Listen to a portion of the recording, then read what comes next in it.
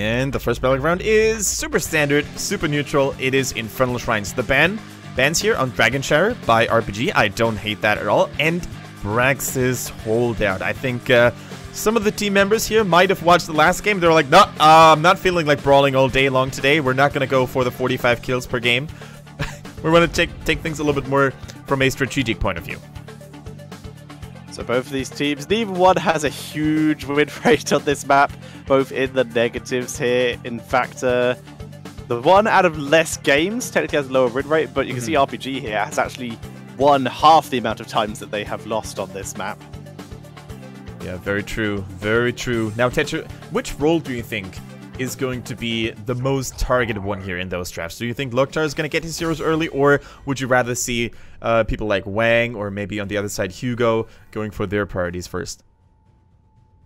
Ooh, excellent question. I'll argue they'll probably prioritize Wang first, but yesterday RPG didn't. Like, Wang just got sort of left till last, and it worked really, really well for them, making sure that they got Chicken on a really solid hero first. That's probably a solid argument to make. We'll probably see a Dahaka focus from RPG if it's not banned out again, giving them that global potential. Yeah, I can see that, it going that way.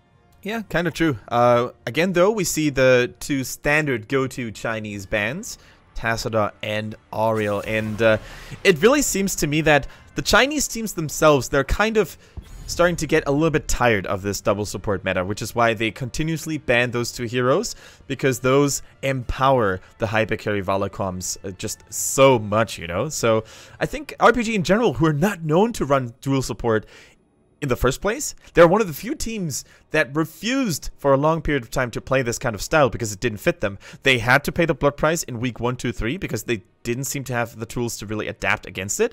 But now, with them coming strong yesterday, things are looking mighty different now. Yes, they are. So, are we going to see that prioritization onto Chicken for them? Maybe we'll see Loktar get focused early, with giving him a Valor, giving him a Greymane, something like that. They choose the Lunara first. They get Loktar on a very solid hero for him. And also, they deny Mengs, the one he's played the last 3 games. It's a very good point. Meng has been absolutely turning it up here on that Lunara, so taking away the comfort pick of your star player, which I think Meng next to Hugo definitely is, and of course securing Loktar's super comfort pick here at the same time is a very smart way to really open up this draft. And it also tells you the story of, you know, the one kind of taking a gamble if they pick Uther now, which has become kind of the go-to, like Uther being super highly prioritized. So if I were them, I would go for something like Malfurion or Rhaegar now if they wanted to really counter the slow sustained damage from Lunara. Malfurion, Rhaegar, maybe even leaving the support until one of the later picks and taking someone like a Stukov, depending on how much CC the enemy uses. That's a good point. Could be a reasonable choice. They could obviously go for double support, pick Uther now and then react later, or pick Rhaegar now and react later. They still get the Valor. They don't want to have to deal with Valor getting banned away because they want that secondary hyper carry. But Tetra, that leaves Genji open, and we all saw how deadly of a Genji Infinity could be. So I think if they pick the Genji now, secure it for Infinity, and then maybe go for Uther themselves, protecting the Genji with the Dragon Blades, and all of a sudden they're going to have a mighty scary team composition against a hero like Rhaegar, who normally struggles a little bit when it comes to keeping individual targets alive, who just burst targets down very quickly because the Ancestral Healing always has this wind-up time. So if Genji and Lunara work well together, if Uther follows up with maybe a Divine Storm play, then things could get really dicey here, but they go for the Malthael instead. Okay, that still leaves the Uther open, though. Does leave the Uther open, but they can once again leave that if they want. The Malthael will be a Chicken pick. They do go with that Uther, so they've got Uther for Sar, Malthael for Chicken, and Lunara for Loktar. They still need an Infinity, and they still need a Wang hero. I do like that they leave Wang for last these days. It works out well for them. Absolutely. And you know what I would like to see now on the side of RPG? Well, if you pick Malthael and you basically show your cards early in the draft, then you want to deny at least one good way of countering Malthael. However, the bad news here is that right now there's at least 4 heroes that counter him so well with heavy CC or protection abilities. There's Tyrael, we all know the Sanctification by now. There's Lucio, Sound Barrier, and normally there's Stitch's Gorge and the Anubra Cocoon. So it's impossible to get them out, to get them all out of the way, but it's just that you need to pick that hero that or you need to ban that hero that most likely will get picked up by the one. And I think that might be the Stitches, to be honest. Stitches would be good.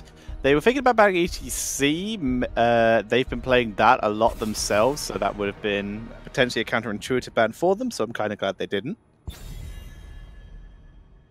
Yep, there we go. Arthas gets out of the way. It's a little bit of a hassle to deal with that Arthas. Also, of course, keep in mind that RPG could have taken Arthas for themselves, enabling this beautiful slow synergy between Lunara's unfair advantage talent and the consistent slows by Arthas. Also, Arthas would have probably kept everyone slowed, which makes it so much harder to run away from Malthael. So I like this. Super good.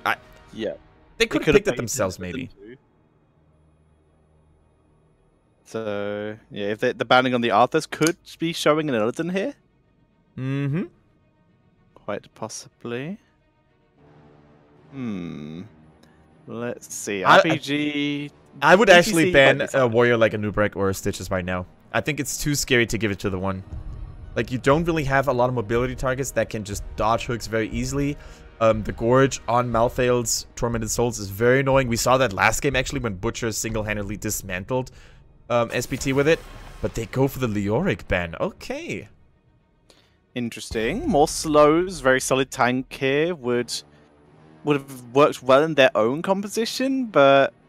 that means that Leoric would have been a solo tank if Wang was playing it, or it would have meant Infinity would have had to play what would have usually been a chicken hero, so that's quite not too surprising they banned it for themselves.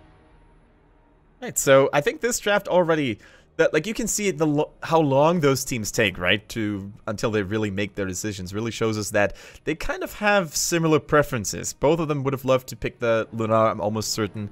Then we have, of course, heroes like Malthael also being very highly contested. So, what we're going to see here. To be honest, I want to see a Stitches right now. I keep saying that, but I think it's legitimately the best way here to really make sure that Malthael gets deactivated. And then pick something that has good follow-up synergy. They go for the Tyrael, though. That is fine. Yeah. That is fine. They could even go Stitches and Tyrael, to be honest. I wouldn't mind it. They go for Illidan and Tyrael, though. Like we said, the Arthas ban kind of led towards it. With Tassadar removed, however, it is currently Rhaegar as the only support, so this is very much going to be down to Hugo to continue to be a boss and not get heavily locked down. RPG, though, still have plenty of options for those tanks. ETC's still been left open. We could see Wang going for that, getting that extra lockdown. Muradin less so. That he does technically have, as a reminder, Muradin does technically have an attack speed slow component to his slam and an upgrade to it. It's just, in the history of all professional games, never been taken. No, not very much. The Thunder Zone at level 4 is just too good to really make any other even talent. Crowd Control, the second best option, is taken once every blue moon. So we do see ETC and a Brightwing coming in here. So here's the question. Who is playing the Uther and who is playing the Brightwing? Which one is Infinity or Loktar or Sar? Yeah, remains to be seen. But Tetra, I wanna suggest something really crazy here. Abathur. And you know why? Not only does it work well with the Illidan, obviously, we all know that, but I think Abathur removes one body, essentially, that Malthael could get value from, unless, of course, there's the copy that currently fighting. So I think Abathur empowering Hugo, giving him a little bit of extra sustain, attack speed, and also removing potential healing and damage capabilities from Malthael would make a lot of sense. Would you agree on that call, or do you think any other hero would fit better? I do like the Abathur. I think that would fit in very well. It would definitely put double pressure onto Brightwing, who's trying to protect from like an Illidan, and suddenly there's two. It's like, do I use Emerald Wind on the clone, which actually does more damage, or the real one, which is going to last longer? It's the very difficult conundrum. Instead, round 4, 5? I think 5 for Lucio to try and get a win in HGC China. Is he really unsuccessful? Yeah. Like this unsuccessful? He hasn't won a single match? Outside of last phase, this phase, Lucio has not won a single match. Oh boy. Well, fingers crossed, and bless RNG, ladies and gentlemen, for the one. Maybe they can pull it off. I would love to see Lucio succeed. I think if there's ever a chance for him to do so, it is against that Malthael composition. You drop the sound barrier the moment the Tormented Souls goes live, and you're going to absorb most of the damage dealt by it. However, I think RPG has a pretty powerful comp themselves. They really do. I have also just checked the maths. Lucio has a 4% popularity, 9 out of 192 games. And this is his 9th game being played in Phase 2 of HGC China, and he does have a 0% win rate. That is devastating. That is shattering. As a Lucio main myself, I feel heartbroken. However, I'm cheering for the 1 now, because simply due to the fact that Lucio deserves his first victory. You want that combo breaker? I want the combo breaker, man. I'm all about it. But it's not looking good. Ladies and gentlemen, though, that makes it even more exciting for us to watch and follow this match here, because we're going to closely pay attention to that Lucio. We're going to see if he can make it work this time around. So stay tuned and wait for the action to go down here on Infernal Shrines between RPG, the team that carries all the momentum, and their opponents, the one who, if they lose the series 2-0, by the way, are going to get overtaken by their very opponents, RPG. Well, the game just doesn't want to start. Yep, if RPG wins 2-0, they will. Sorry, they will overtake overtake them. Yeah, they will overtake them by 1 point. So, yeah, that's a scary one. As we wait for the dramatic timing. Yay! Don't do this to us, Chinese production! Okay, I'm going to fix it. I'm going to go off topic, and then the game's going to start. I'm really liking the purple arrow graphics they're using. It looks very much like Glow, that wrestling series on Netflix. Really enjoying that at the moment. Called it. Nope. There's just I thought the shot was right for the music. There we go. Finally, ladies and gentlemen, we are heading in to the 1 versus RPG.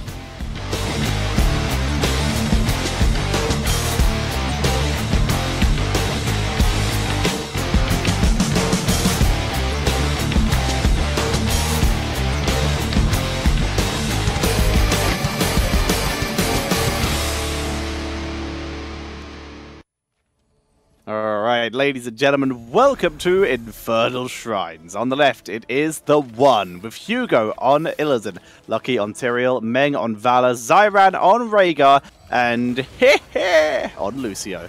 And their opponents riding the wave of momentum here, RPG with Chicken on this, Malthael, Wang on ETC, Sa plays Brightwing, Infinity plays Uther after all, and Loktar on his baby girl on Ludonara. And just in case you're wondering, hey, why does RPG ride a wave of momentum, Kendrick? They haven't even played once in this series. Well, I'm talking about the previous match day and where they played so well, beating BTG, who's considered to be an even better team than the 1, and dismantling them 2-0. We do see Loktar trying to get some poke with that Q. Very rare that we see that Q used as a poking ability, but it can get some value.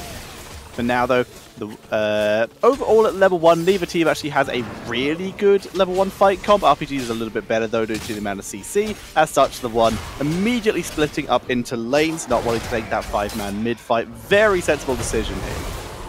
Yeah, Hugo, in the meantime, going for that Immolation here, by the way. Nothing new. Immolation, of course, is a really good talent when it comes to dealing with mercenary camps all by yourself, which Illidan is normally capable and responsible for. Then, of course, in those teamfights later on, you can deal a heavy amount of AoE damage. And speaking of Illidan, Hugo and his boys, they show no mercy on Loktar, and they take him out. They really do. Down goes the Lunara early game here. Needs to be a lot more careful. Like we said, the level 1 early fighting composition of RPG is a little bit better due to the amount of CC, but the speed of ganks and rotation is very much in favor of the 1, and that has to be taken into account by RPG if they want to survive. I really think RPG needs more time to really get going. I think after level 10, they're going to have a major power spike with the Tormented Souls Divine Shield combo. Of course, Lunar with the Leaping Strike will be much less susceptible to those Illidan ganks, especially if he decides to go for the hunt. So it's all about just surviving the early game here if you're RPG. Don't get ganked too many times. Try to avoid team fighting if possible. Try to even maybe avoid fighting over Immortals, Punishers. So, I mean, RPG is very good at that, though. They have this playstyle where they sometimes willingly ignore all the objectives simply to get value elsewhere by taking down towers and forts. Yes, they do. So, we do see the 1 getting a little bit of a head start, like you said. RPG soaking up, getting that XP. They do it level 4 now. We're seeing a rotation from everyone except Malthael. He is gathering all the XP that he can in the top lane. So there's a 4v4 on a bit in the mid lane. Rhaegar's near enough to rotate in if they wanted to make any kind of full commitment to this, or if RPG were to try and put on too much pressure, which it looks like they may want to do. Infinity was thinking about rotating around, but it's way too much of a head start. 35 to 8. RPG, they put a little pressure on, but this is going to be the first Punisher of the game going over to the 1. Yeah, also seeing Malphite here and doing the solo soaking between 2 lanes reminds me of the game yesterday when CE went for the Pale Horse at level 1 on Towers of Doom, allowing Malphite to rotate a lot more quickly. So that was definitely cool to see. But the 1, they're diving in aggressively here. Hugo and Lucky on the turtle, and Illidan following up on that Immortal's Punisher stun, immediately here. Not getting any kills though, but also not falling in the process. That was a very audacious move, but did not pay off, nor did it backfire. No, they were punished quite heavily by Lunara, this might get punished, though. Enough to actually get a kill. Wanted to try and steal the cap, but good knockback, good boop from here there, stopping them from getting locked down. Infinity getting body blocked here. He is going to go down. Yeah, he's going to go down. Lucio in the meantime trying to go for the kill. Is he going to get killer? Oh, clutch sealed by Tyrael, keeping him alive there. Yeah, that almost backfired here for Hehe, but those are the kinds of cheeky Lucio plays that I really enjoy watching. Like, you can deal a surprising amount of consistent damage simply due to the fact that you're so much quicker than everybody else, with the exception of maybe Tracer. But yeah, I mean, the 1, they have controlled aggression, as I want to call it. They go in when it's good, but they don't overdo it. Exactly, it's pretty good, and these 2 teams have actually been compared to each other very often, actually, especially due to being the newer some of the newer teams. So, there's GT, gonna once again try and steal RPG's camp. Infinity finds it, decides he does not want to be there anymore, and backs up. Uses a bit of a holy shock to poke down Meng a bit, but here's in heal mode. He will restore that over time. And despite the fact that the 1 have been controlling these team fights very well, despite the fact that they got the first Punisher, RPG is doing a good job at keeping up with the overall XP thanks to the constant soaking by Malphite. We also see the Touch of Death here, by the way, greatly decreasing the overall healing output by Lucio and Rhaegar.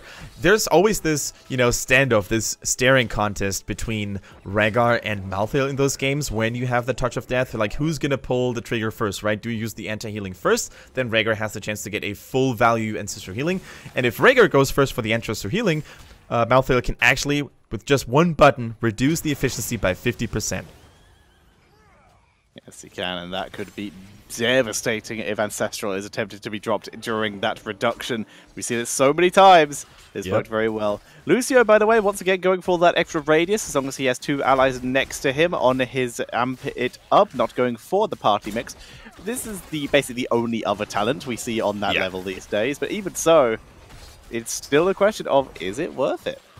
Boombox, never forget. I think we saw it once or twice in China, but Boombox unfortunately not having the same value. Simply due to the fact that it's static, and if the fight location just shifts places, then all of a sudden the Boombox might not give you any value anymore. It's cool on a map like Dragonshire if Lucio's your mid laner, so that he can rotate top or bot, just drop a Boombox, drop back down while the healing's on to keep the lane XP, but that's like the only time that I could see it being worth. Alright, Tetcher, brace yourself. This is going to be a 5 versus 5 team fight. And I can't understand why both teams going for this commitment, because this is a purple Punisher, it's an arcane one. Here goes the team fight. Loktar gets taken out, body blocks galore here, and the 1 just easily controlling that, didn't even make it look hard. Yeah, we were trying to build up a little bit of hype, both teams rotating as 5-man units, but then Loktar was just body blocked and abandoned by his teammates, and sad story, had to bite the dust. And all of a sudden, that is a 100% guaranteed Punisher for the 1, and they will be very happy about this Arcane 1 as it deals the most damage and has the most killing potential. Yes, they are. They're going to be very happy about that indeed. Punisher's moving in, and guess what? No one's defending top. That is a abandoned fort. Wow. It's going to go down. But that also puts the keep at risk. The idea here is RPG are trying to soak level 10 before the keep actually gets attacked, but they're not soaking quick enough, and that's the issue. So yeah, they'll have level 10. The reaction, the 1 actually give RPG a little bit of time by grabbing the Merc camp instead of the fort. Therefore, yeah, there's going to be a bit more of an aggressive push onto the keep. But it the triple stun! Oh, they're going to get out. Sanctification is dropped. Well, they were going to get out. Brightwing goes down. I was going to say it guarantees them having heroics to try and fight this, but that Punisher getting a triple stun and turning it round. The John Cena body slam there, that was brutal. It was so convenient for the one that RPG stacked up as a 3-man squad and Brightwing unfortunately teleporting to the wrong place, the wrong time. And slowly but surely, Tetra, things are starting to snowball out of control against RPG. The one, they're in full command here. We see the Hunt. No, that's the Metamorphosis. Yes, it is. That's the Hugo Metamorphosis build here that we see on Illidan, and I'm loving it because all of those spectacular plays, all those spectacular team fights that we saw in the highlight reel when he was a player or a key player, that happened when he went for that Metamorphosis. That makes him infinitely harder to kill. They're going in, RPG. What? So aggressively, Chicken being forced to retreat though. Beautiful disengage by the one. Camp was already taken as well, so RPG have to retreat through that. They poke Camp a little bit on the way out, but the one, they now want blood. They're pushing into a mosh pit though. They have to be careful. That was not the right location to choose an all-in engage approach because the enemy fort was just around the corner. So unless Wang would have gotten like, let's say a 3 or 4 man, maybe even 5 man mosh pit to prevent them reaching it, it was basically not going to get them much value. So maybe they pulled the trigger a little bit too early. Maybe they were getting a little bit over zealous there. So they're going to have to wait now 55 seconds until that Tormented Souls is ready again. There is actually only 2 interrupts for that mosh pit, which is really good for RPG. It could be a saving grace. Has the Rain of Vengeance and the boop from Lucio. There is, of course, sanctification to try and get them out of it as well, but perhaps not as helpful.